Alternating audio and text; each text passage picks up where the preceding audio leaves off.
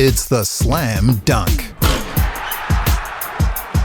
So we often complain about red tape adding to the cost of everything, but if this government can be truly forensic and aggressive in its approach to getting rid of red tape that adds huge cost to everything in New Zealand, then I support it wholeheartedly. I get in behind it.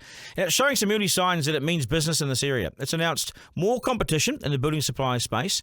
Bring that on. And it's also announced building consents will be processed faster. So if you want to make changes to a consent halfway through, you won't have to submit and start again. That can add weeks and weeks to a build and thousands of dollars in unnecessary costs. It allows changes to be made on the spot, and you carry on.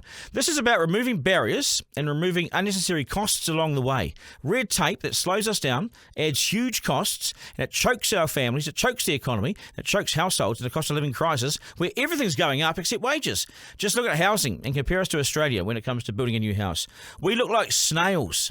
It's killing families. It's exhausting us. It's keeping people out of the market for generations. And I know the difference personally because I built a house in Australia from scratch. It took under 9 months to build. It cost $550,000. That was for the consent, the land and the house and the build.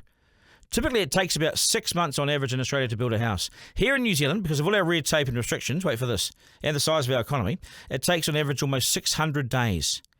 Close on 2 years to build a house compared to 6 months in Australia. That's according to Stats New Zealand. 600 days to build a house when Australia can do it in 6 months.